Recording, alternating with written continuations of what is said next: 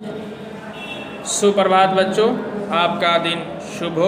आइए बच्चों, आज का जो हमारा वीडियो जो है वह 7th वर्ग का हमारी दुनिया किताब का 7वां अध्याय जीवन का आधार पर्यावरण। तो बच्चों, पिछले वीडियोज में भी हम लोग जीवन का आधार पर्यावरण के बारे में पढ़े हैं और हमने जो है आप लोग को इसके चैप्टर के बारे में बहुत कुछ बताने का प्रयास किया है। आप लोग को यहाँ तक कहा गया है कि जीवन का आधार ही पर्यावरण है। अब पर्यावरण के बिना जीवन का आधार ही नहीं है, अस्तित्व ही नहीं है। हम आपको बताया है कि पेड़ पौधे या अन्य जीव जंतु जो है एक दूसरे पर किस प्रकार निर्भर हैं।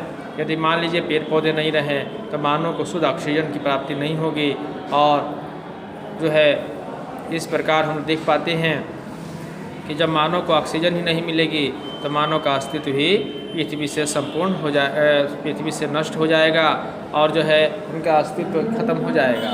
तो इस प्रकार जीवन का आधार पर्यावरण ही है। इसमें हमने आपको बताया था कि ग्लोबल वार्मिंग के बारे में, जिसमें कि वायु प्रदूषण, ध्वनि प्रदूषण, जल प्रदूषण के बारे में बताया गया था।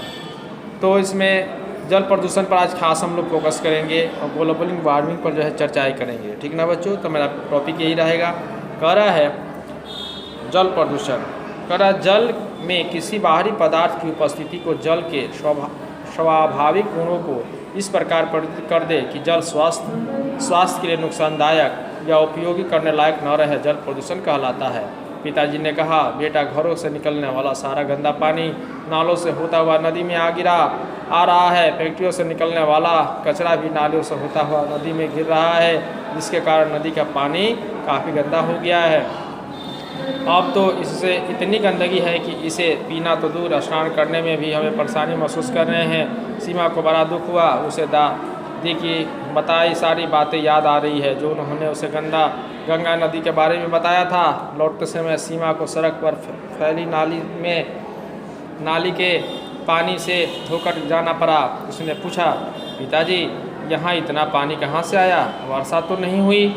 पिताजी ने कहा, यह नाली का गंदा पानी है जो नाली में जमा हो जाने के कारण सड़क पार आप बह रहे हैं। सीमा ने पूछा, क्या नालियाँ की सफाई नहीं होती? पिताजी ने समझाया, बेटा सफाई तो होती है, लेकिन हम पॉलीथीन का प्रयोग कर इसे जहाँ तहाँ फेंक देते हैं, जो हवा से उड़कर या हवा के माध्यम से हवा से उड़कर नाली में पहुंचकर उसे जाम कर देते हैं। सीमा ने कहा, पता नहीं इतनी दिक्कत के बाद भी लोग पॉलीथीन का उपयोग क्यों करते हैं।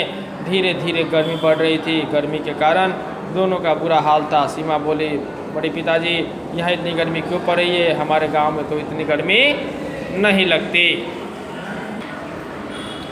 पिताजी ने कहा, बेटा यहाँ पेड़ पौधों की संख्या कम है, ईंट एवं पत्थर से बने मकान भी अधिक हैं, गाड़ियाँ भी अधिक चलती हैं, बिजली से चलने वाले उपकरण दिन रात चल रहे हैं, बिजली के बल्ब अत्यधिक मात्रा में जल रहे हैं, इससे वातावरण सामान्य तथा अधिक गर्म हो रहा है। जानती हो, इन सब से ग्लोबल वार्मिंग हो रहा है।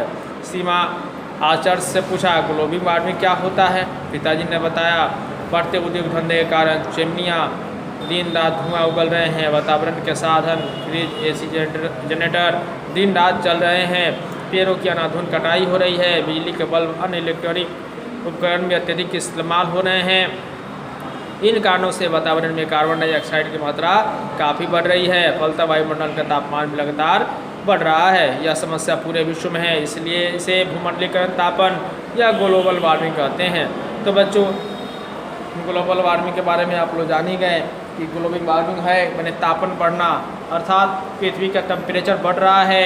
इसका मुख्य कारण मानव जाति ही है। मानव के द्वारा जो प्रदूषण हो रहा है, जो अनेक प्रकार की जहरीली गैसें निकल रही हैं, वह हमारे पर्यावरण को दूषित कर रही हैं और पृथ्वी से जो गर्मी, पृथ्वी पर जो सूर्य से गर्मी पृथ्वी पर पड़ती है वह पुनः जो है अंतरिक्ष में चली जाती है।